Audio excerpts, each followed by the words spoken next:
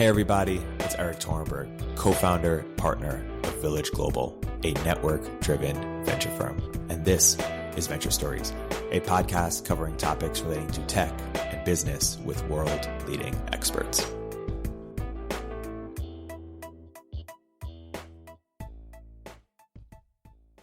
Hey everybody, welcome to another episode of Venture Stories by Village Global. I'm here today with a very special guest, Andrew Kortina, former co-founder of Venmo and now co-founder of Fin. Andrew, welcome to the podcast. Thanks for having me. So first I want to start with taxes. Taxes is a topic you've been thinking about a lot for the last year. Why don't you talk a little bit about first what got you into the topic and then what are some things you learned along the way? Yeah, I think what got me into it was I would see stuff in the media about people are always complaining about the 1%, this and wealth tax and the AOC tax on the rich. Yes. And as usual with news media and politicians, there was a lot of inflammatory language and not much to learn.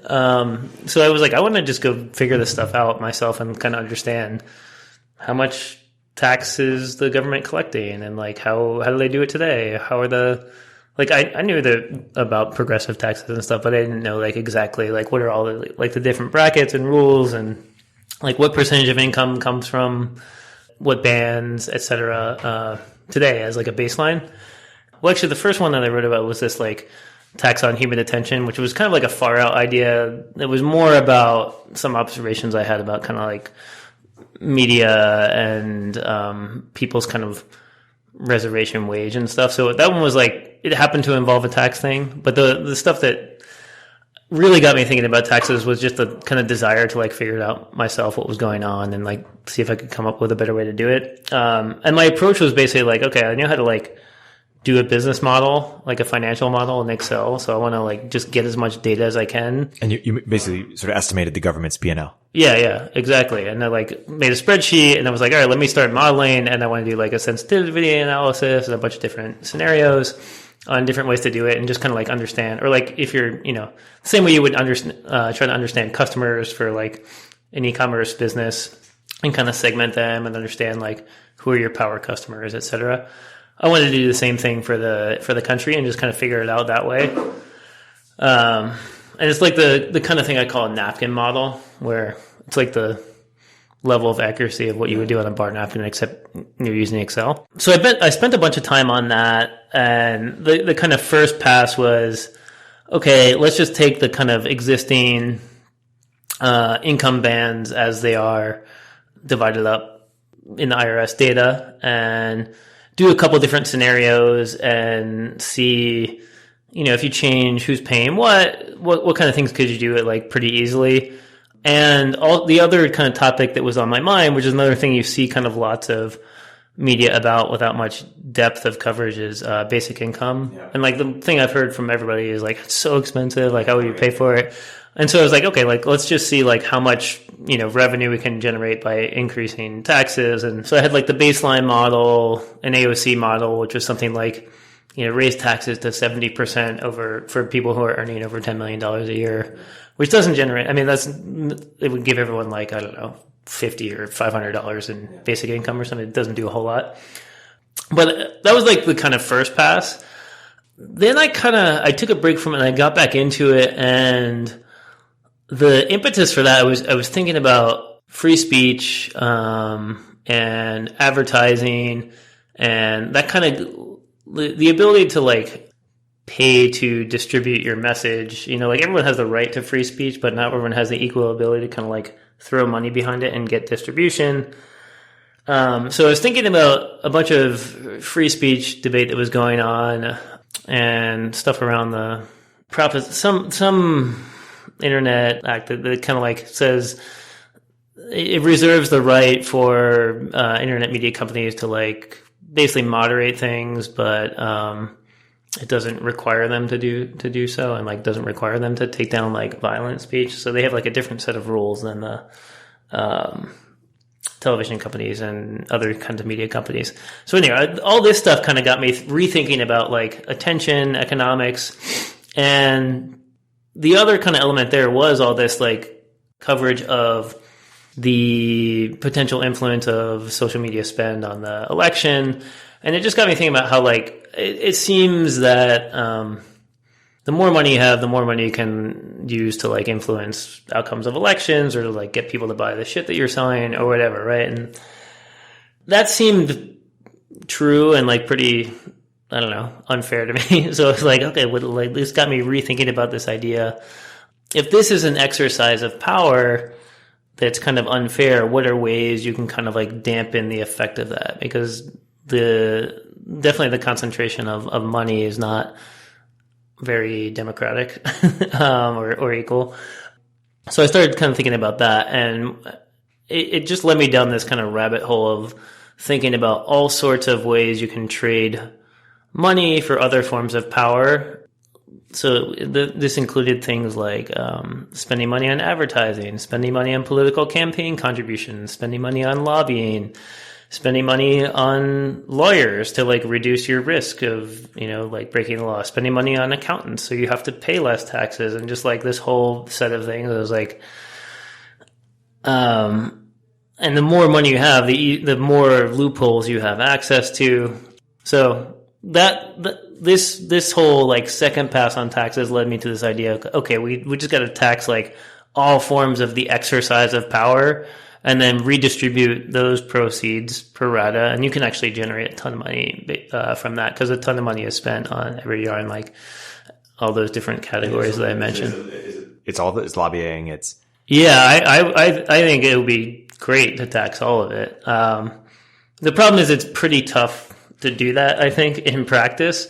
And one of the pieces of feedback that I got on this was like, okay, yeah, this is like, from a theoretical standpoint, it kind of makes sense, right? But the problem is it would infringe on a bunch of people's First Amendment rights, because you're taxing their ability to like spend money distributing their speech, and there's a bunch of precedents around how a tax on that might be unconstitutional. So then that kind of got me back to the last thing I wrote, which was about, okay, like how do you take kind of all those principles that might make you want to tax spending on things that are an exercise of power and work them into the existing system we have, because you wouldn't have to do a constitutional amendment to do that, and kind of like remediate some of the same problems. So where I kind of landed after all this work was we should, one thing we could do is have a radical kind of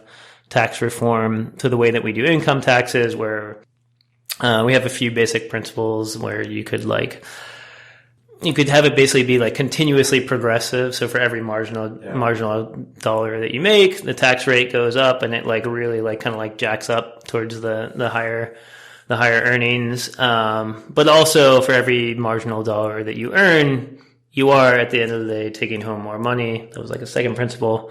Another principle is just to treat all income equally. So like ordinary income, capital gains, inheritance. One of the things I like about that is a lot of people talk about the wealth tax, but wealth tax has the same like kind of practicality issue to it, and also some potentially tricky second order effects. If you do the like harbinger tax or like buy-sell agreement on property, for example, I can imagine that being like pretty destabilizing in terms of like how people like hold assets and price them and things.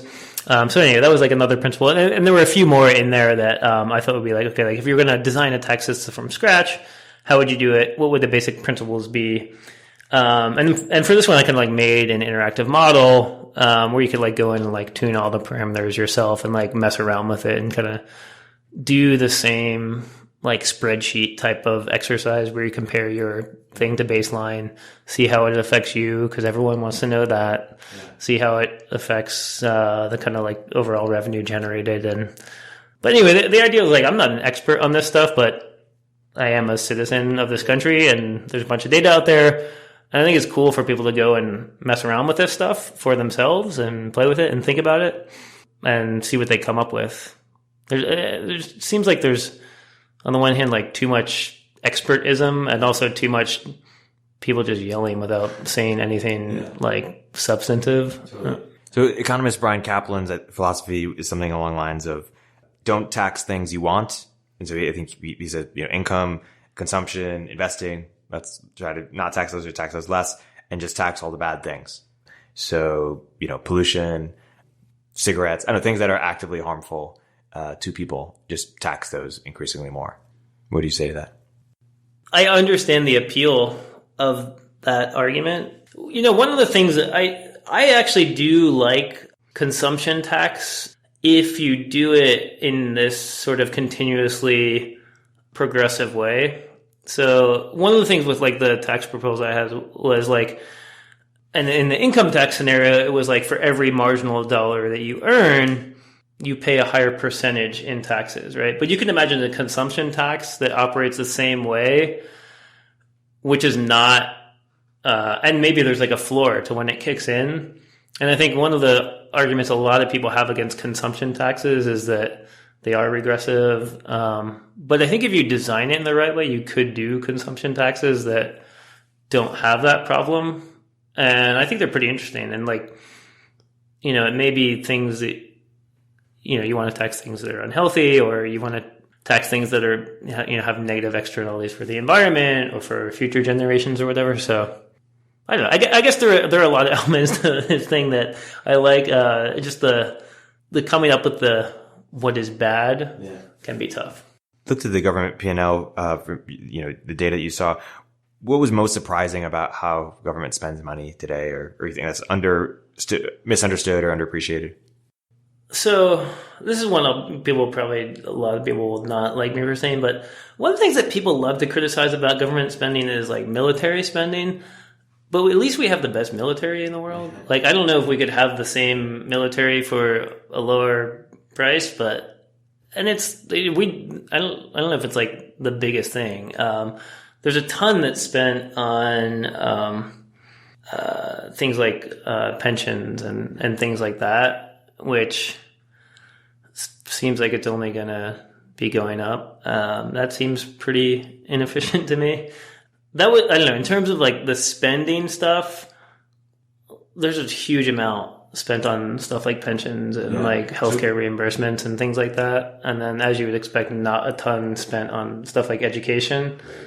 If we had a better measure of efficacy for education spending, it would be easy to dump a ton more money in it. But my guess is the reason we don't spend more money on it is because we don't know how to spend more money and actually educate people. Right. And what would be your proposal for pension fund? Like, what replaces pensions, or how do we? The way the world is going, we kind of we made everything so transactional and made everything into a service. And so the idea that I feel like the idea used to be you would just take care of your old family, and now it's like not your responsibility to do that anymore. So it either is on them or on the government, or whoever else, like the employer that has to pay some of those pension payments.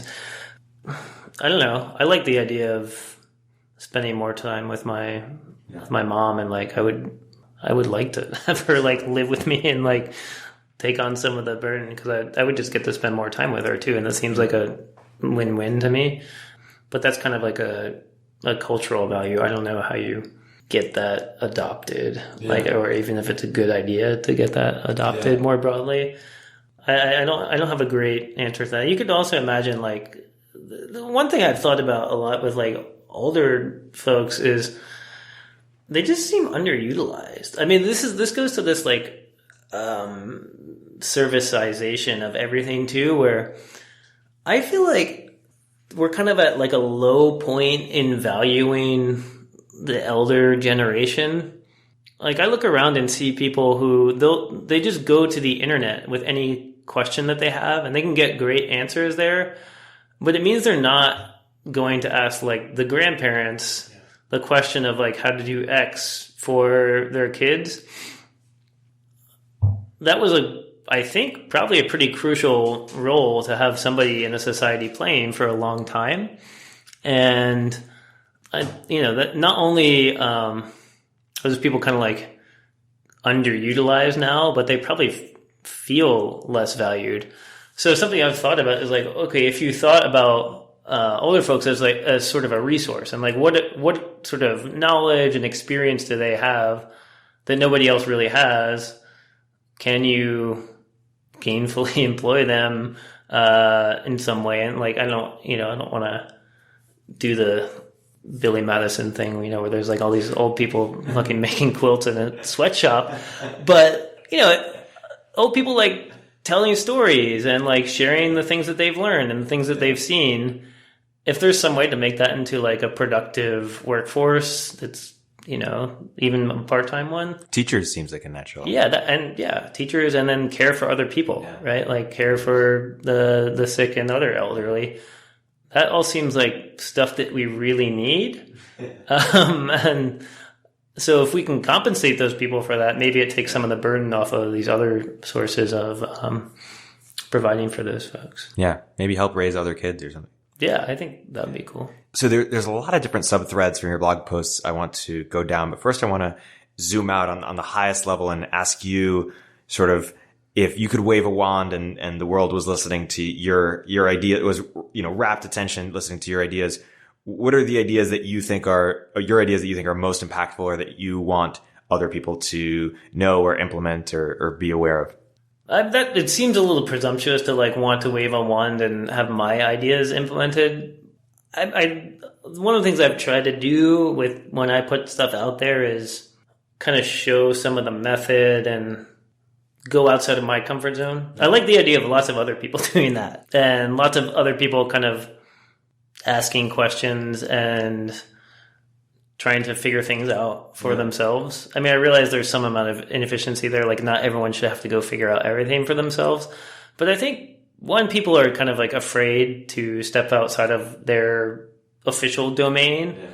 And I also think too, people are afraid to allow other people to step out of their respective domains. There's all this credentialing that happens, and sort of, who are you to, you were doing X and now you're trying to do Y. You shouldn't be doing that because you don't know anything about that. And I just think that's a bad vibe. So if there was one idea I could get out there, I would just love to see more people experimenting and, trying new things and taking a stab at figuring things out for themselves. I run into this issue all the time where people are always coming to ask me for advice. Yeah. I don't feel like I should be giving people advice, because probably the advice I give is not that relevant to them. And It's this position of like, I want to learn from you too. Like some of the Zen monks, or like, the Kung Fu masters from the movies, they're kind of like assholes where like you ask them the question and they'll just ask you a riddle back, or like just like smack you in the back of the head with a broom or something. Yeah. But I think the meta story there is, you shouldn't be asking me what I think. It's on you. Yeah. You've written, many dozens of blog posts, which is, a lot of independent research you spend a lot of time doing. What threads unify some of these explorations? Like, how do you sort of make sense of all the research and work that you've done? How would you sort of explain it or describe it? What binds it together? I thought a lot about dignity. I had this one teacher in college who I did these sort of great books seminars with, where we just read the classics of Western civilization and beyond. And one of the questions she always asked when we were writing a paper was like, what do you think is the author's view of human dignity? And I think that's a question that I've always asked, kind of myself, or like of other works that I encounter. I think that just kind of searching for that, one, because I kind of want to know that, and it, answering that maybe gives you some solace in life. But I'm not sure, like, I think people get overly attached to it. Like, it's one of those things where I think it's a placebo, probably. Or like a good carrot to make up to motivate a lot of people to productive work. I'm not sure there's anything actually there, having spent most of my life thinking about it. But I think it's something everyone needs to figure out for themselves. And it's a good question to ask. What led you to that conclusion? again, I mean, because you work in AI, it's interesting. Yeah, I mean, that is kind of one of the kind of the place I landed at the bleak view of it. Just thinking a lot about, I mean, when people talk about dignity, they talk about like, okay, what is it that makes you uniquely, human? What's the uniquely human dignity? What is it that, kind of separates you from an animal or from a machine or something?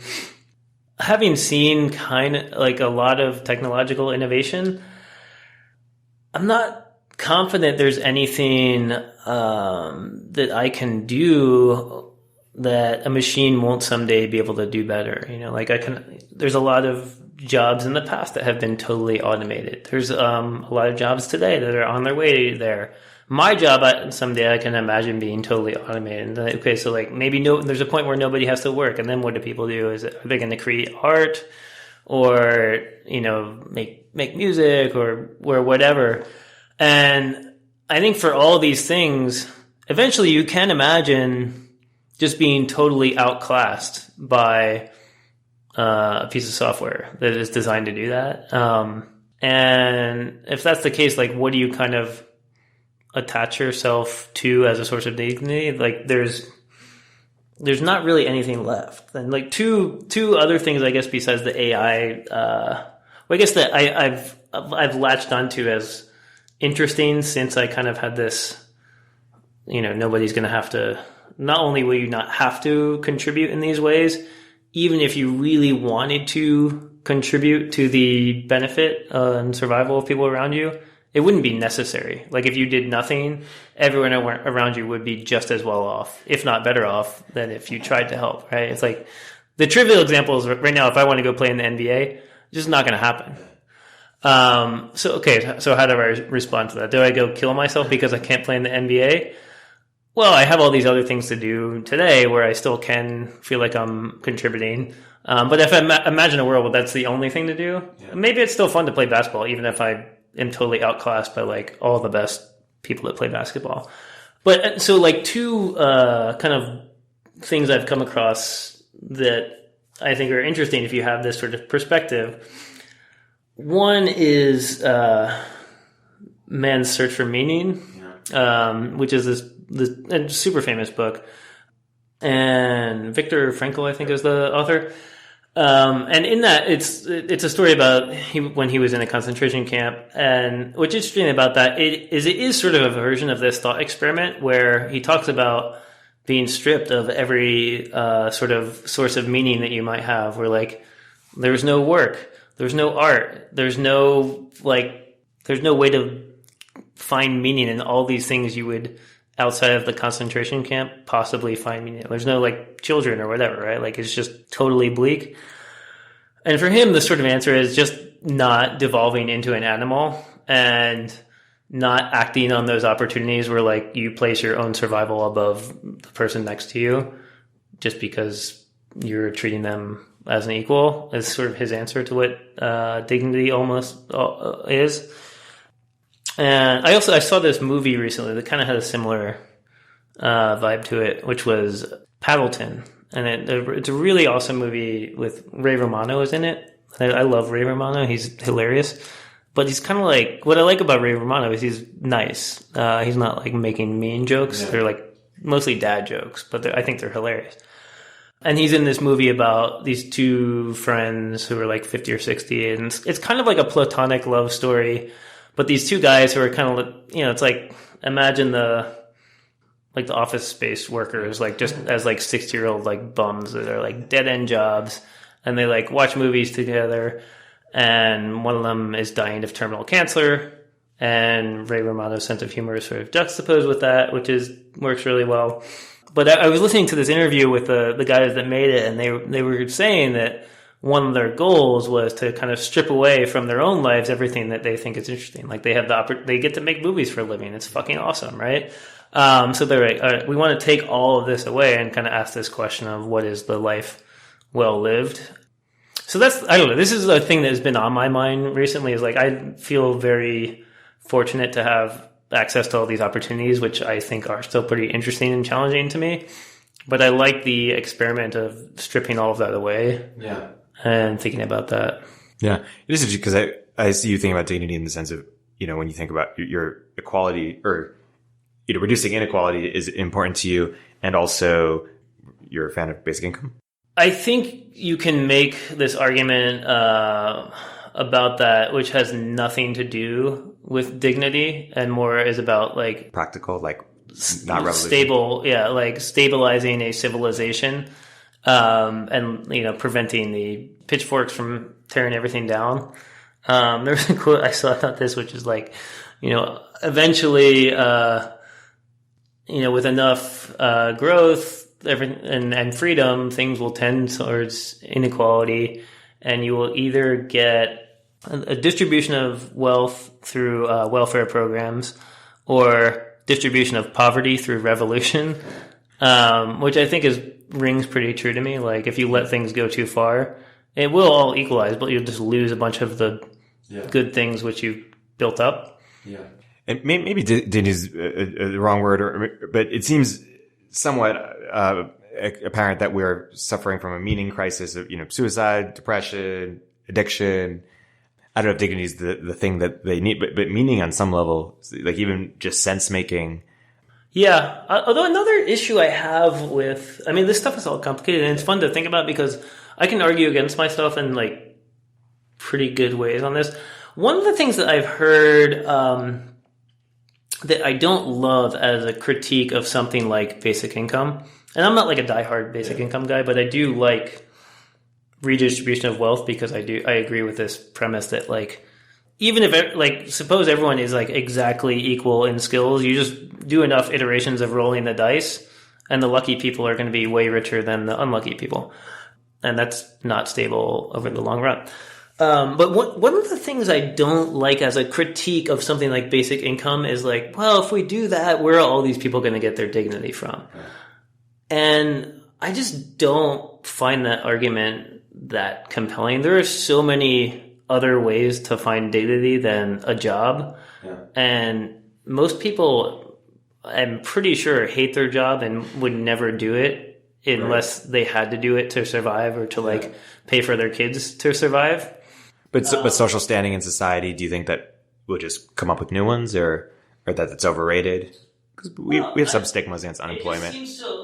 It seems like we have attached it to, we have like socially engineered attaching this idea of dignity to things that are good for civilization in a world of scarcity. If we get efficient and productive enough, and if we have redistribution of the proceeds of that productivity, I don't think the dignity thing is going to be the problem. Now, if you have somebody who's 40 years old and they've been told all 40 years of their life and everyone they respect has attached dignity to a job, it's probably pretty hard to change that person's mind. But I think if you're starting with like kids, you could train them on tons of like ideas of dignity. They could be like playing video games. It could be playing music. It could be dancing. It could be just sitting and watching nature. It could be the Man's Search for Meaning version where like the only thing you do is you don't be a dick to the other humans, right? And like that could be enough. People make this sort of argument against redistribution.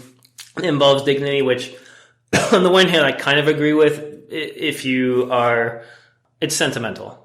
Maybe it's tough to pull off, but I think it doesn't really hold water if you have like tabula rasa. Yeah. A couple of the threads I see you trying to pull in a lot of different pieces are, one is sort of market failures and how to internalize externalities.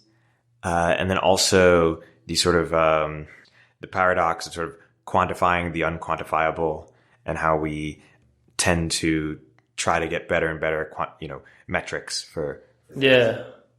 This is good because this is another pet peeve of mine. This is one I've been thinking about writing something about. I am just as much a critic of bad metrics as anyone. And I think, and no metric is going to be perfect. And there's like, I read this book a couple months ago, Seeing Like a State, which is basically like a critique of centralized planning and kind of like industrialist thinking. And I think a lot of people read that book and the takeaway is, okay, metrics are never going to be perfect. Fuck metrics. I am not really that ready to get rid of metrics. Like, metrics really, like, you can optimize the hell out of a metric once you pick it. And you can just motivate a ton of people in an amazing way. Like, the number of people you can coordinate and the amount of activity you can coordinate around a number is just, like, unbelievable. It's, like, one of the coolest things I think people have done. Like, capitalism, amazing, right? Like, the things that capitalism has achieved they're incredible. Now, I'm also a huge critic of a lot of parts of capitalism. I think the metrics that we use today are really flawed in a lot of ways. But I don't want to just get rid of all the metrics. I don't think we'll ever have perfect metrics, but I think we can introduce some more nuance and move things in the right direction rather than just going back to this world of no measurement of everything. And so I see a lot of, I critique a lot. I critique metrics all the time, but I'm hesitant to throw out the baby with the bathwater. Yeah. So let's talk about some metrics within capitalism that you think aren't that great, or some of the incentives that aren't that great, and what are some better metrics you think we should adopt? The main one that really frustrates me is just just consumption. Capitalism is really good at getting people to just consume more and more and more and more. And I get that leads to economic growth, which has done a lot of really great things. The world today, in a lot of ways, looks better for arguably a lot of people, like arguably the majority of people, than it did pre-capitalism. That's a debated point, but if you're one of the people that believes that, you could say there's a lot to like about it. But my hesitation around that is I kind of feel like we're stealing all that wealth from future generations and and that's the externality. So that could be just, the amount of like garbage that we're producing or the impact that we're having on the planet or whatever. And that makes me very uncomfortable. And just it's so grotesque, the excess of it. Like, just look around and the amount of human behavior and garbage production, which amounts to just me sending you a signal about my skills and like taste and wealth, when if there's only information being exchanged, we're doing it in such a hugely inefficient way. And that really bothers me because it just seems, it's like so unnecessary. The good news is, if a lot of that is unnecessary, we could fix it, right? If it's just like a way we're kind of like culturally valuing things. And how do we fix it? We tax shit out of it? I don't know. How do we fix it? Well, yeah. So that's the stick approach. Maybe there's like a way to kind of get people to value non-consumption in some way. The problem with that is it's tough to make a business out of that. And so I don't have a huge amount of confidence in some business that's going to get people to stop making so much garbage.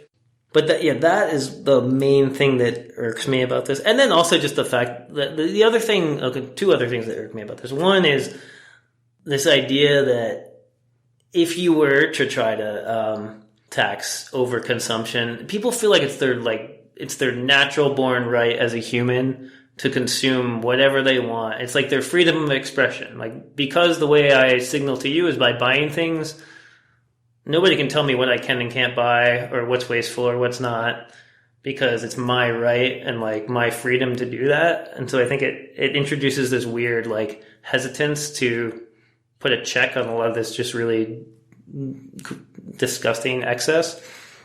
So that the consumption piece of it really bothers me. And then just the fact that it seems, I don't know, I mean, maybe this is just my skewed kind of bubble, but I look at the way that sort of wealth distributes in a free capitalist society, and it seems pretty inarguable to me that, just compounding interest, right? Like, what more do you need to know? It's going to lead to tons of inequality, and I don't think that's stable over the long run. And we also just seem to have this hesitance generally to accept that, and that seems like a How should we think about sort of the optimal level of inequality? Like, what's the max level of inequality? It's okay. But I mean, there are different ways of doing that people smarter than me have written about. I don't have a great answer to that. I think it's certainly one where all the poor people don't get pissed off and kill all the rich people. Yeah. I don't know how you like come up with that number. Yeah. I more think about just, I don't know, like calibrating it. I don't think there'll ever be a perfect answer, which is kind of what I read about from like a principles approach. Right. So a principle I like is like, don't tax anyone up until zero taxes up to the living wage. That seems like a good principle to me. Or like the continuously progressive tax, every marginal dollar, like greater percentage tax. Seems pretty reasonable. Tax investment the same as ordinary income versus inheritance. Seems pretty reasonable. I don't know how much it matters what the actual dials are, as long as people kind of feel it's more fair. Right. But I've never designed it. I'm sure there's tons of other problems that, I've never implemented it. I'm sure there's lots of problems that come up. It seems that many people would want to live in a society that was more equal, even if everyone was worse off, including them. Because we have sort of this natural instinct to compare. If you took that as given, or at least some people would prefer that. You think all people would? I didn't say all. I said many. Okay. Some. Yeah, okay. Some people. I don't know if all people. No. I don't know if that's a good. Yeah, I just say that to say that there are some times where we have tendencies that are counterintuitive or don't actually work in our interest, and I don't have a good framework for when we should overcome them versus design for them, if that makes sense. So when we used to do like revenge is a really human instinct, right? But we've gotten pretty good at we don't do like public beheadings anymore. Like we've gotten, we still have lots of like justice in quotes based retributive justice, but we've overcome certainly public beheadings. And I don't know. Do you have a framework for when we sort of overcome our human tendencies versus design for them and not expect them to change? I kind of get where you're going with this one. Because I don't think that we need to get to perfect, equality of wealth distribution. But are we okay capping some prosperity to, reduce inequality, or would you say, hey, that's not even a trade-off? I reject the premise. I haven't really thought about that as much. I kind of see it as it is going to be better from we are at the point where doing more of it would actually result in a society that's better for everyone. Yep. So I think we're so far from the point of turning the dial where we get more equity and everyone's worse off. That seems just so far past where we are. So we get more equity and we don't cap prosperity. I think there's a huge amount of room to kind of turn that dial up on the equity without decreasing everyone's sort of overall good. That we should go there. I mean, that's a good point to get to me is and then sure from there we could have a public debate about it, right? Of how do we want to dial it? But I think at the very least we should get to the point where it's more equitable and better off for everyone. Yeah. And the stability part is how I think it would be better off for everyone, because I think if things keep going the way they're going, it does not feel stable to me. And just because I don't have a framework for how to think about whether we are there or so far away from there, how do you think about what gives you that confidence, or how much, I don't know, just how much money do you need to spend, right? I think that it's a very intuitive. I don't have a rational locked in argument for this, but most of the behavior I see from people who are pretty wealthy is either really gross in terms of purely trying, almost everyone would say that is just a disgusting pursuit of power, or it's just kind of competitive. And I think if those people had a measuring stick where they could still do the same measurement of okay, how much money do I make versus you, as long as we feel good about how much of it is getting taken from both of us and given to somebody else, and we can still compare amongst ourselves, I think those people would be okay with that too. Maybe not, but maybe I just have observed a very limited set of people on that judgment is totally flawed, but most pursuit of wealth I see, it's more of like either this kind of like disgusting pursuit of power or just like the game of it. Yeah. And I think both of those are kind of resilient to the type of changes I envision. Yeah. What do you say to the critique, and I think you have a little bit in your post, where some people critique capitalism, that it is the paperclip maximizer, that it just keeps optimizing for that function, and if we don't do something pretty soon, it's it's going to steal even more from future generations in a path dependent way, if it hasn't already. Yeah, I think there's a lot of merit to that argument, and I mean that's kind of the problem. Like the metrics that we have are not nuanced enough, and I think that's the way things are kind of going. So I don't really have a counter argument. Yeah, to or that. Or a suggestion of, and nobody does, but better metrics, or how do we even get to the points where we're thinking about sustainability? Yeah, that's a tough question. I mean, that's the hard question is, can you get there with better metrics, or do you need like fundamentally different values? Yeah. Better metrics seems more practical to me and not fully explored. How would you even recommend we think about better metrics? Well, like I like this idea of doing the extrapolation and seeing where things end up, and then thinking about the sort of inverse function, which is that's how I thought a lot about the tax stuff. Was like, okay, if you have this compounding interest exponential function of accumulating wealth, what would be the sort of like function that inverts a ton of that and redistributes back and kind of like counteracts that? So it's kind of like a systems thinking approach. We may not be able to successfully do it. It's a very delicate balancing act to be playing. But and how do we model something like the environment in terms of internalizing? Yeah, exactly. I don't know. I mean, we've figured out the capitalism one, but you could argue that that's just kind of it's a very sort of like natural thing. And one of the things you mentioned before to kind of get to I think you were asking me before, like like what should we shoot for in terms of like valuing?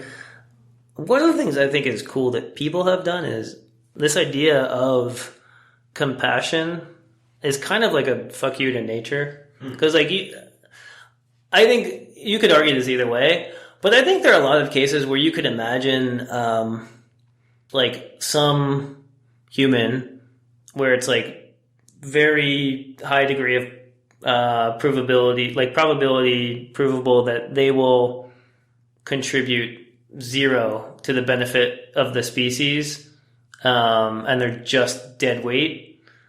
And I think people have, I mean, like a lot of people in the world right now would still say it's still worth helping that person out and like saving them, even though they're not a boon to the rest of civilization, which to me feels like a rejection of like kind of the survival of the fittest and the kind of betterment of the species. And I just think it's cool that people have sort of rejected nature in that way and decided they don't want to play that game. I think that's like probably. Well, it's interesting because when people talk about rejecting nature, they usually mean it in a very negative way. And they usually mean something the opposite. Like they assume that nature is just like, Mother Nature, I don't know, like super compassionate. And we're like, shitting on it with our garbage or whatever. But so it's cool to hear or to think about it in a reverse. Yeah, I think that, I like the idea. If you think people are oppressive, wait till you like hear about nature. It's like, well, a lot of, you look at early mythology and religion and stories, and it's all about people kind of trying to make sense of this cruel, indifferent nature. Yeah. Then once people get more, like civilization gets more teched up, people get more powerful, people are the thing to worry about. People also develop this compassion, which is kind of superior to nature, which is really admirable, in my opinion. Comes from Christianity, or? I think the Christian myth is like that. I would call it a myth, but that is the thing. I think that is cool about that. Like I'm more of a practical type of thinker, and so like if I imagine myself like thousands of years ago, I probably would have come up with something more like the Torah, where it's just like, okay, everything sucks, life is suffering, we got to figure out some laws that help us deal with this, right? And it's just like, how do we make the best of this? What's cool about the Christian myth is they're like, okay, the nature God is kind of a dick. Let's now just imagine a God that's made in the image of man. And what will we want? If we're going to make our own God, what do we want that God to look like? And the chief virtue is compassion, right? And that's a cool rewrite of a lot of religion, I think, that predated it. So, yeah, I think that's admirable. I definitely would. I don't think I would have come up with that. I think that's cool that somebody had that idea. Yeah. Do you think religion gets a bad rap in the same way that capitalism gets a bad rap? Like, people don't just fully appreciate what it's. I mean, I understand the motives behind it, and I could imagine coming up with some religion, but I also think it's like totally distasteful that a lot of it still exists. Right. And for the same, I have my problem with religion is my problem with a lot of politicians. I just don't like this idea of lying to people, even if it's for the best. You know, like even if the placebo effect works, I just don't have the stomach for telling those kind of lies. So should we as a culture say like, hey, dignity is a placebo, like stop searching for it. Here's something else. Yeah. Well, I don't like, it would be interesting to say, okay, all of the ideas we've had so far about what dignity is in terms of, you know, creating art or working or whatever, none of those were actually it. It might be something else. Or, you know, what does that kind of free you to do? How does that change the way you think about going about your life? And there are folks who've thought a lot about this, and their kind of idea is like, well, it's just, you know, like experiencing the universe, or like dancing, or, you know, like doing the thing that nobody else is going to see. And I also think that the not doing harm piece, provided that we have made sufficient advancements where doing nothing is not a form of doing harm. There's a context to kind of my claims about dignity. I can see why we've attached the notions we've done to it. I would just say it's more, I think the lie is that it is something like out there versus it's just this idea that we came up to represent the set of things you do to help and not do harm to the people around you. We were just talking about mythology. I think Kevin Kelly said something along those lines of like, with things like AI, you know, virtual reality, sort of emerging technologies, we will need new mythologies to help us make sense of this. And you've written a bit about narrative and AI. How have you thought about the need for, whether there's a need for mythology, narrative, and what that looks like with some of these new technologies? Well, I like the idea of people going into the virtual. A lot of people write it off as, you know, not as good as not as doing meaningful. Something. Yeah, but a lot of the people who say that have a pretty good R, right? And so they don't have to worry about VR. But a lot of people's R sucks, and so VR is pretty attractive. And so I think it's like a little dismissive to say you can't you know, just be fully in the VR experience. Yeah. Is there something about the real world that's more inherently meaningful than the virtual? Like if I'm just looking at this chalkboard, is that more meaningful than looking at the virtual world? I mean, I don't know. It's kind of virtual already, in my opinion. Like you're by the time it hits your brain, it's already been, you know, information that's processed top down, bottom up. Like you don't have access to R anyway, so it's kind of a weird debate, in my opinion. And I don't like when people write it off, but yeah, I like the idea of people going deep into the virtual, and I think it's like a really fruitful direction for things to go. I just think it's sentimental to attach so much experience, or attach so much value to the R. Another interesting thing I learned about recently that comes to mind on this topic. I used to have this sense of obligation as the human species, because I don't know, life is pretty cool. Like human life, I'm actually more into just life general than I think I am into human life. But life is pretty cool, I think. And there's going to be a time when the sun burns out, and probably like the only species that would get all the other species off the planet when the sun burns out is humans. And so like I always felt like there was this kind of obligation. I just learned about these things, tardigrades, and they're kind of like a little like protein thing, which is like they're like alive, and they can survive like on an asteroid in deep space. And so now my bets are kind of, I don't feel like I have to bet as hard on the human species to like keep life going. If you think life is a good thing, like the tardigrades kind of can get it done, which is just another random aside on this. Like, do you think that should be baked into mythology? I mean, because religion is pretty human centric, or yeah, I could imagine two different new religions. One, which is the religion, which is okay, humans are responsible for making sure life gets off of the planet Earth, and like let's have a mandate around that and say like it's our obligation to make sure all life continues after Earth.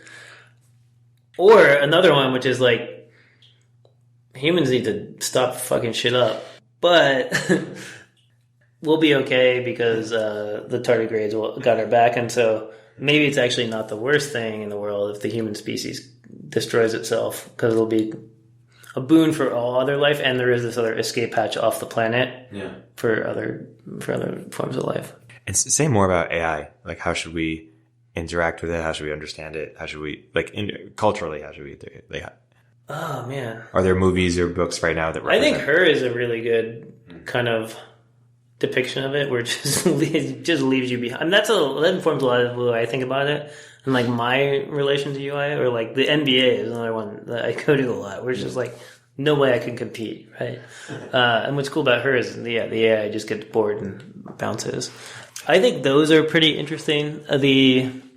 So those are two ways I like to think about it. I also like to think of capitalism as an AI, where like there's no person that really can change the way it's going. It's just this process that's been unleashed, and it's going in a certain direction. It has these tendencies, and it kind of dictates all the interactions that we have with each other, and is outside of our control already.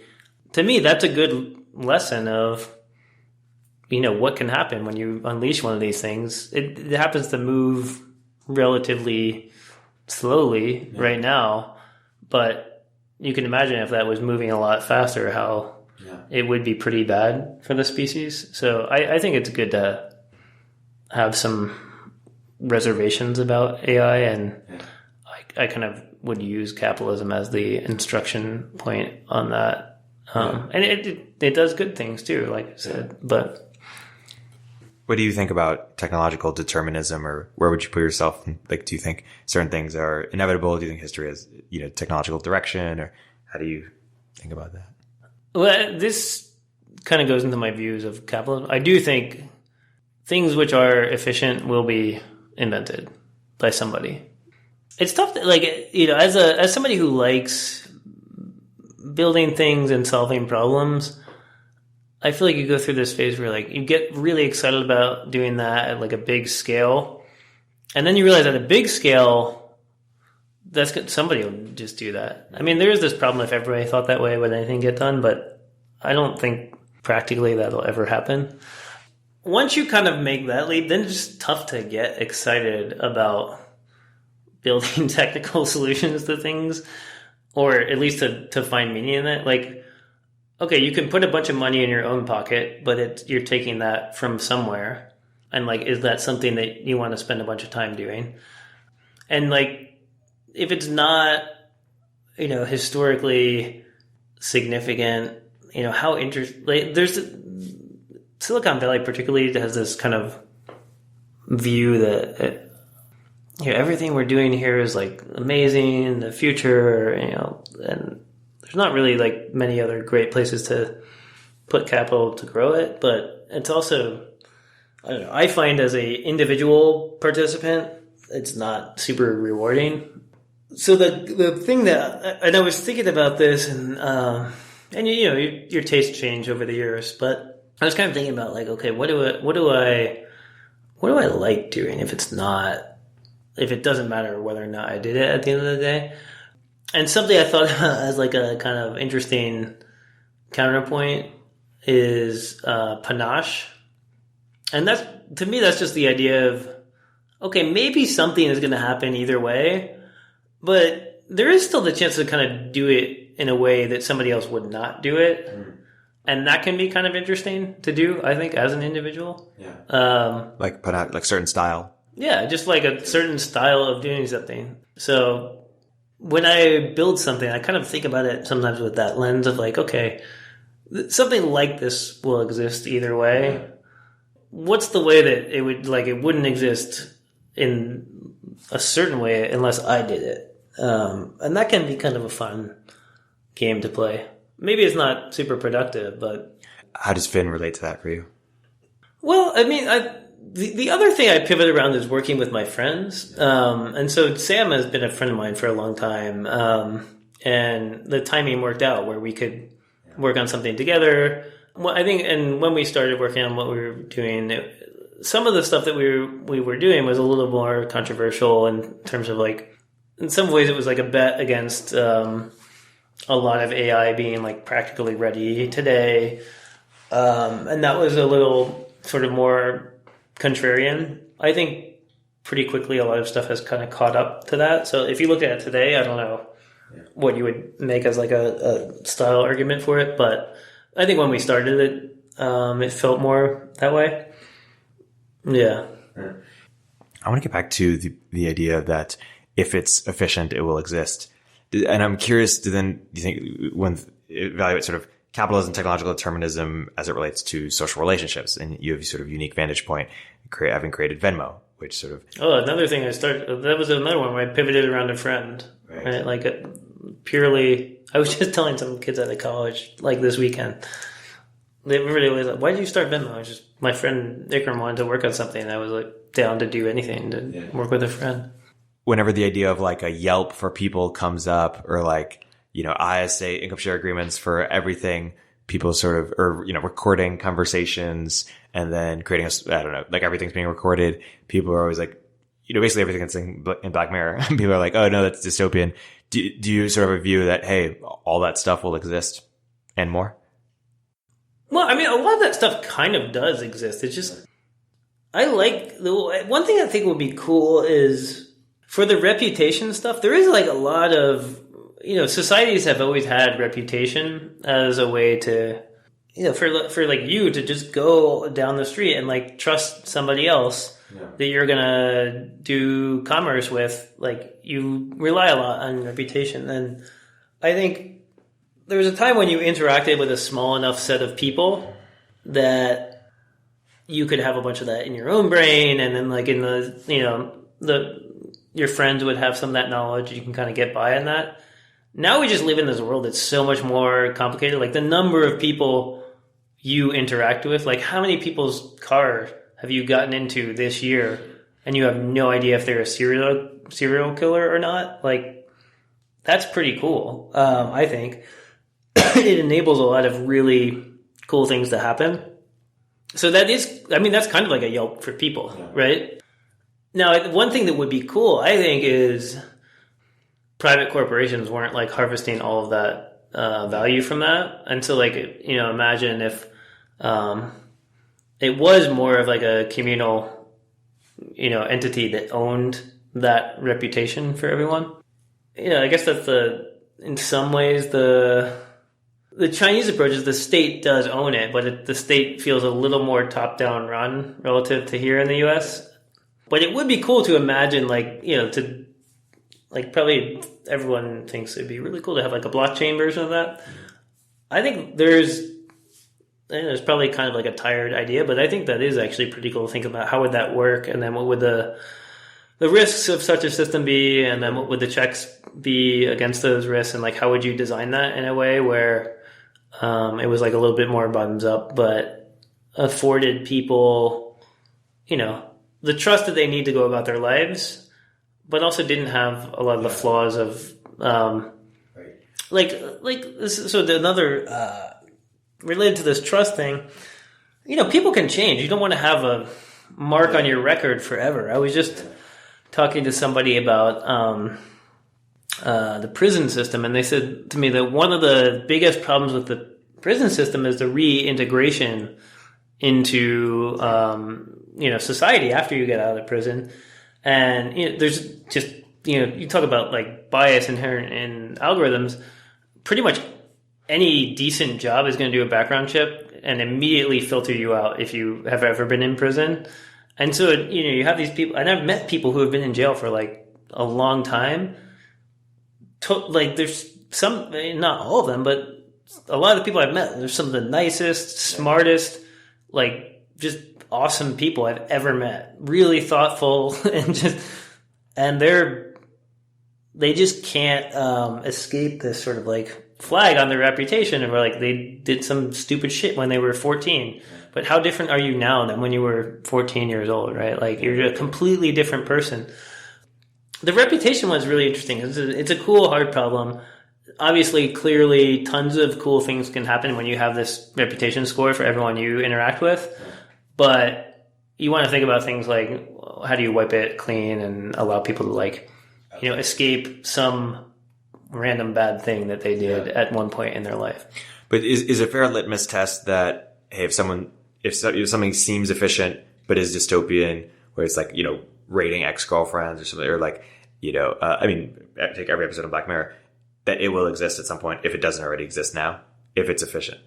Well, I wonder how efficient that's efficient according to like this one metric, but I have a little, if we never updated our models for efficiency, I could totally see a bunch of that stuff existing.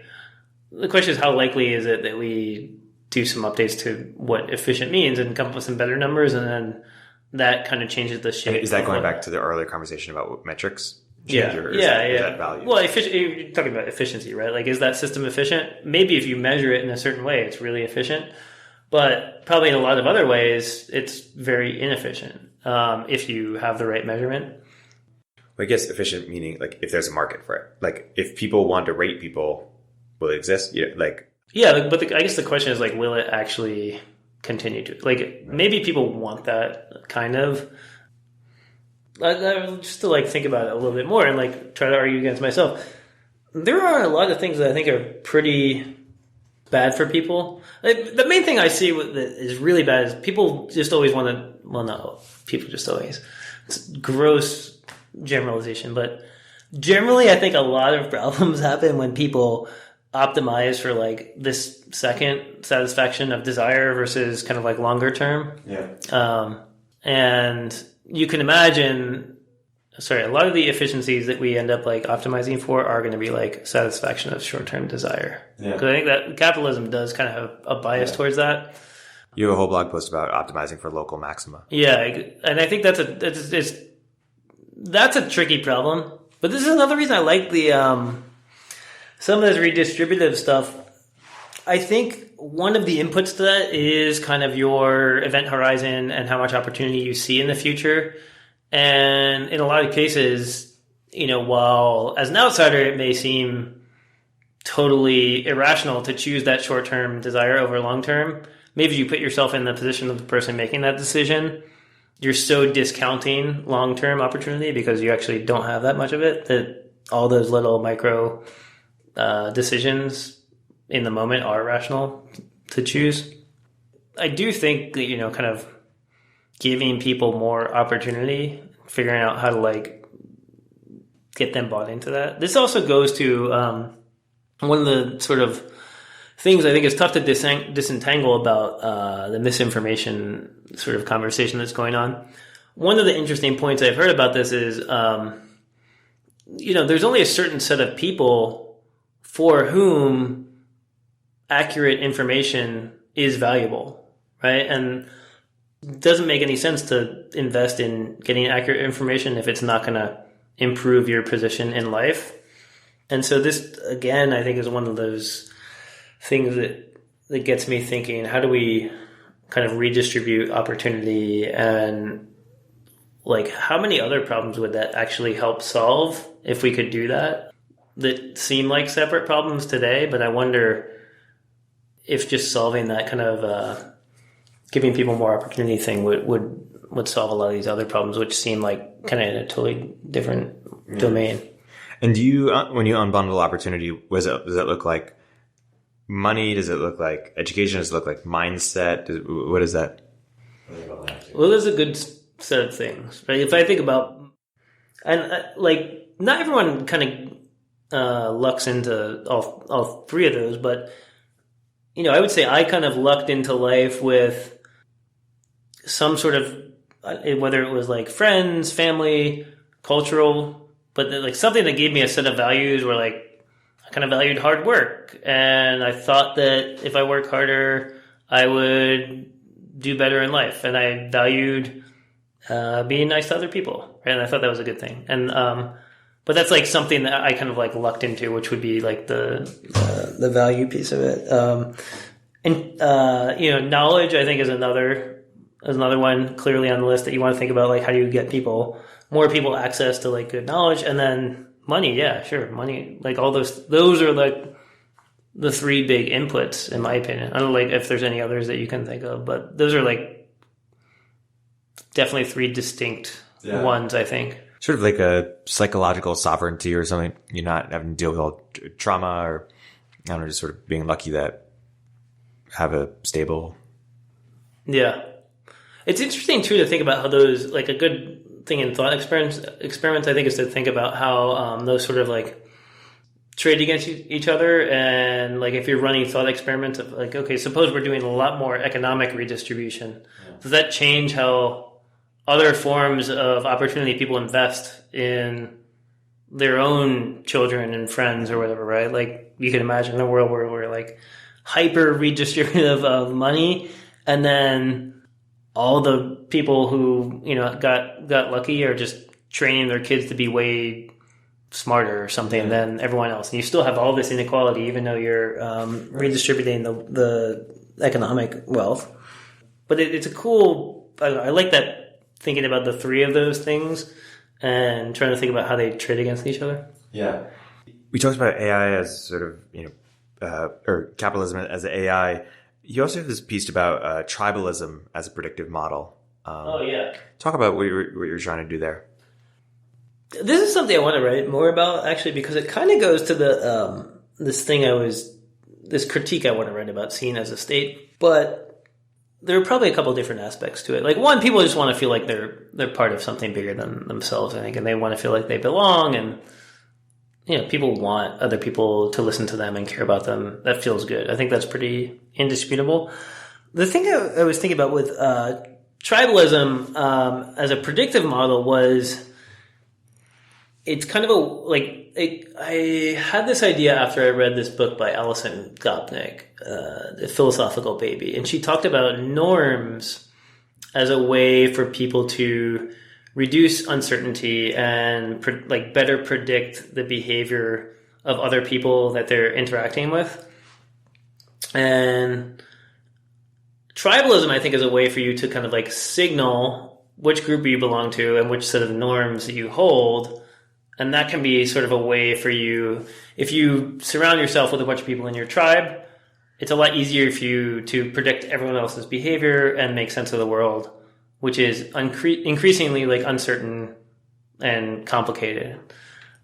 That last point, I think, is something I've been thinking about with the Seem Like a State book, where there's this critique of, okay, the problem with a lot of 20th century modern industrial society was this top-down view of trying to organize something, which abandoned the view on the ground and would think about like organizing a huge number of people into like tax ID numbers or something, or like looking at city streets from above rather than like how to navigate them on the ground, and like making it orderly from the top. And the idea is like this top-down view is what the state had to do to make sense of a huge number of citizens, but that perspective was kind of forced upon the individual actors within the society and didn't necessarily make sense to them. The thing I've been thinking about that I want to write about is, I actually think that increasingly every person has to see more like the state of last century, because you have to, the number of different people that you interact with is so much greater. You're not just interacting with like the 20 people or 150 people in your village. You're interacting every year with thousands and thousands of people, and you have to make sense of all of them. So I actually think that you're gonna hit in your own brain the same limits that the state hit when it was trying to organize countries of millions of people, and you're gonna have to develop a set of abstractions to make sense of that. And I think the tribalism thing is like sort of like one crude way to do it. But I do think people are going to have to figure out a way to deal with this increasing complexity in the world. And the answer is not, go back to only interacting with 20 people, I don't think. This is interesting. I'm thinking a lot about sort of metrics and their, whether a utopian society has zero measurements or seeing like a state, infinite measurements or a lot of measurements. And one sort of framework that maybe someone else came up with and I took is basically something along the lines of, the saying like, I'm going to botch it a little bit. Like, in my family, I'm a communist. In my town, I'm a Democrat. In my, city, I'm conservative. In my country, I'm libertarian or something. Like as things scale, our behaviors and like relationships, change. Like we can, like you said, we can only take 20 people into account, not, 8 billion. And so basically there's this framework of, keep your tribalism out of my markets and your market thinking out of my tribes. And so maybe, on our family level, we will act like me and my family are not going to, have an income share agreement or not going to measure our, relative rankings or even do all these subtle things that Facebook and Twitter have us doing necessarily. So keep your marketing out of my tribes, but your tribal thinking, out of my markets. So your, jealousy, envy, and lots of just sort of like very tribalism things. How does that land on you? What do you? I like this question. One thought is like, what is it about is it just that it's a small, like with the family case? Yeah. Is it just that it's a smaller number of people, or is there some sort of like different attachment you have because it's blood? And like, is there a way to get you to feel that way about more people? Like I always thought like reading the religious texts as a kid, I was like, why are people killing their brothers? Who would kill their brother? Like I would never want to kill my sister. And it just seemed like it's such a, there's so many ridiculous things in these books, but this just seemed like the most ridiculous thing to put in a book to me, like that somebody would kill their brother. Yeah. And then I was thinking about it recently, and I was just like, anytime you're killing another human, you're like basically killing your brother. Yeah. But I wonder if we could, like, if we got people to have that sort of value perspective shift, what would change? Like, I don't know if it gets to the complexity point, but I was curious about that, achieving that via income share agreements, actually. Like, if you told me tonight that my fifth cousin is in town and needs a place to stay, and I've never met him before in my life, all you told me was fifth cousin, I'd be like, yeah, sure, 100%. And if you also told, I've invested in a bunch of founders, even a tiny symbolic amount and their company died, I'd say the same thing. And money is sort of an interesting bond, and it's like, this term is controversial, but like, it's like equity, but like shared alignment, shared upside. And, you only have so many family members, but the fifth cousin, we sort of have like a genetic equity, or I don't know if that's equity as much as like social context, that we're expected to take care of each other in some way. Right. And similarly, anyone you put money into or have some shared thing, I feel like there's this, just expectation that you will sort of mutually pursue each other's benefit. And it could, if all of us felt like we had some sort of equity, some shared alignment, how do you make legible our shared alignment and intertwining of our fates?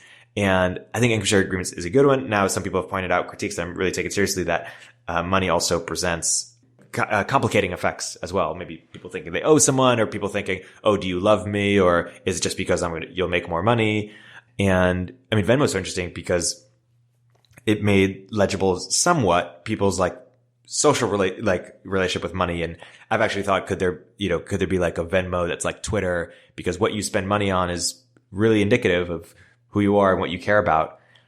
how is this all landing on you, particularly as like you quantifying social money and social, or what does it make you think? Yeah.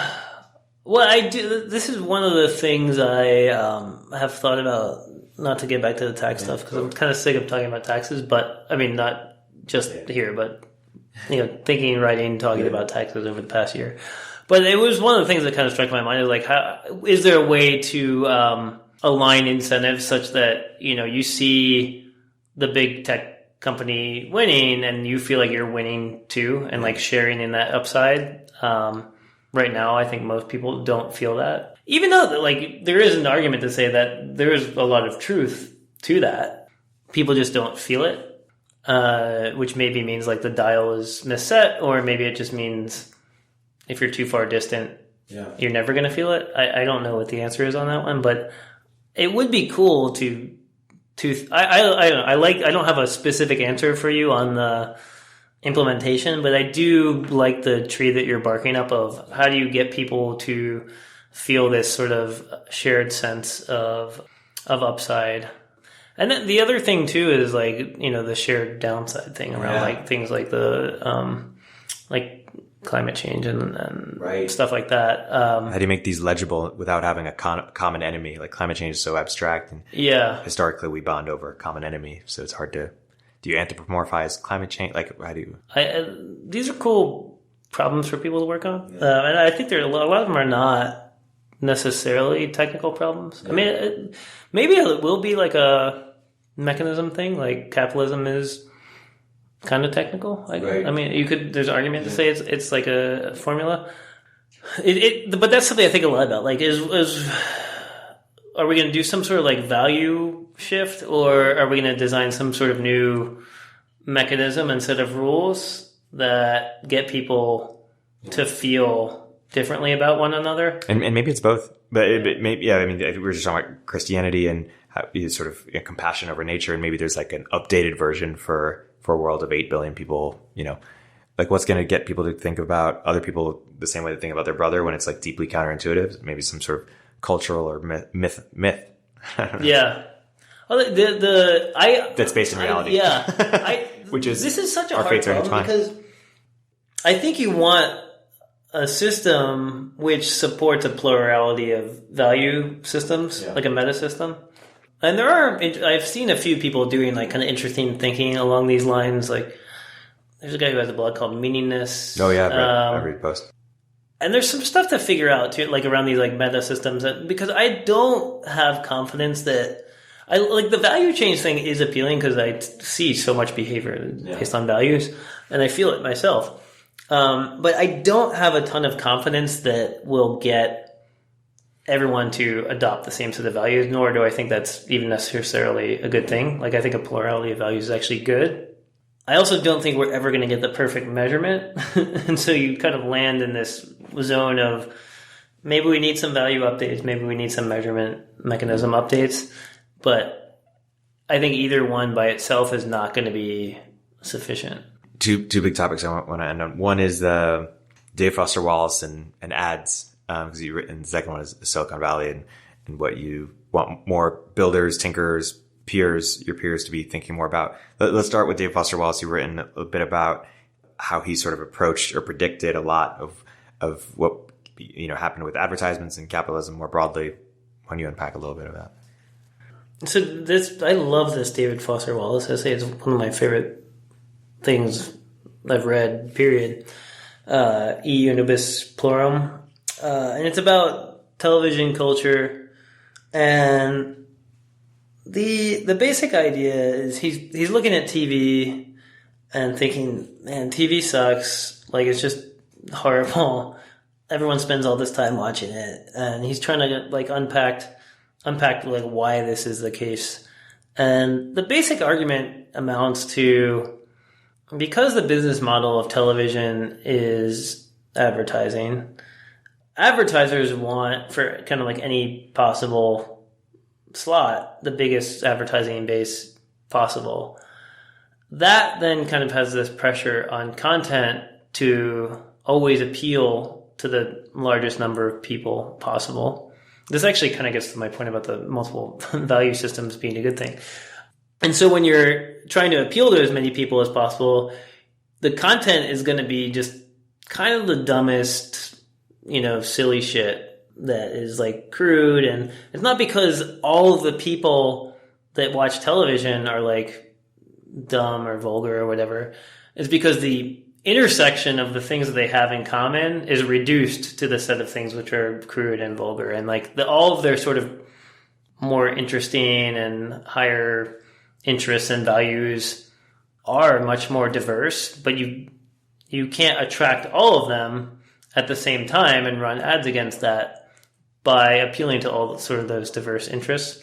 And so this was sort of his explanation of like why television was so bad. And it rang, I don't know, I read this probably for the first time maybe like, 5 or 10 years ago, and it rang really true to me of internet culture. I was really excited when, early days of the internet, I thought, oh, this is so cool. Like anybody can publish here. You're going to see all this weird, nuanced, interesting, random stuff on here.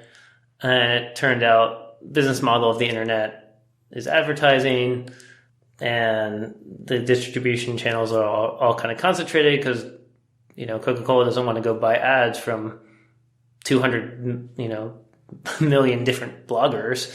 They just want to buy ads in one place. And so like basically the content production machine, I think, ended up looking a lot like the content production machine of all mass media before it. It just feels like a disappointment. And like we could have had something maybe a lot just more interesting and diverse. There are other explanations. You can imagine, like, I've thought about it more, like, you can imagine a world where the internet was not based on advertising, and maybe you still would have had some of the same pressures. Like you don't really want to be the only person that watched a movie. Yeah. Like, even if you love that movie, you want to share that movie with somebody else and, like, talk about it with them and, like, know that you share that experience. So, while I think advertising, like, really exacerbates this problem, there's still a little bit of this pressure just given the way people like to communicate with each other. But I think advertising really fucks it up. Yeah. If David Foster Wallace is alive today, what do you think he'd be writing about? I just reread a bunch of his essays and just read a book of his short stories and this book of short stories I read by him called Oblivion was one I had never read before. And it's fascinating. It's a lot about advertising and media culture and alienation and loneliness and just a lot of the things that I think you see as you will recognize as problems that everybody's aware of and talking about right now that are probably just worse because everyone has all this stuff on their phone all the time and is connected to it even more than they were when they were just watching it on the television. So I think you'd probably be writing about some of the same stuff, just on the internet. And maybe to close, I was going to ask if you have any thoughts that you want to share with peers in Silicon Valley and how you approach things differently. But you recently co-hosted the Free Speech Conference with Sam Lessin. Yeah. Can you talk about any takeaways that you had from that experience, or what you wish more people took away who weren't there, perhaps, or where you want the conversation to go around free speech? Was misunderstood or underappreciated? I mean, the really hard things. One, this idea that I already mentioned of how much of the problem of misinformation is actually a problem of people not having the opportunity to put good information to use and just having no prospects and opportunity in life. That, I think, is a pretty interesting angle on like part of the root cause potentially. So I'm not like a free speech zealot. Like I think discourse is crucial for like people are social. Nobody's the smart, like all human knowledge is based on all other human knowledge. Like you want to preserve discourse, intellectual progress, critique of the existing regime of government. Like all this stuff is absolutely critical, I think, to living in a functioning society that's not a dictatorship. But any freedom is going to trade against the safety of the participants of other sort of members of the same society. And there is a lot of, I'm not one of these people that should say well, anything possible that you say that makes me uncomfortable, I should be able to silence. But if people are using,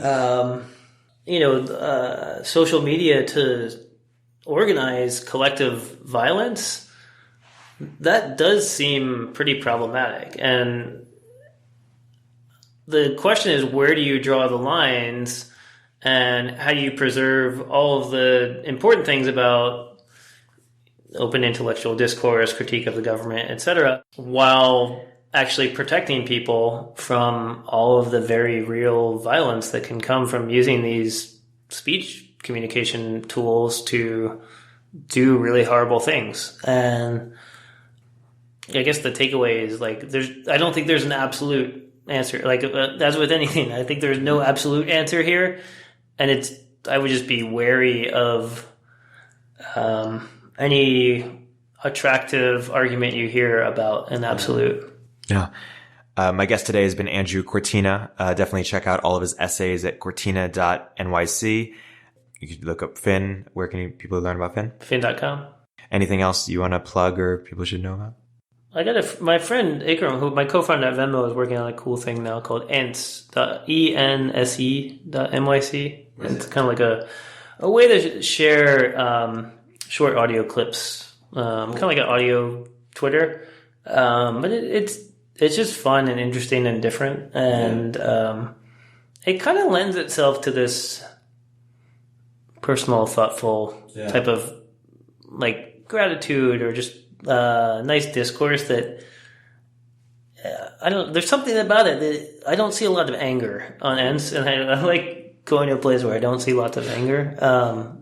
So that's worth checking out. I'll definitely check it out. This has been a fantastic episode, Andrew. Thank you for coming on the podcast. Thanks for having me. It was fun.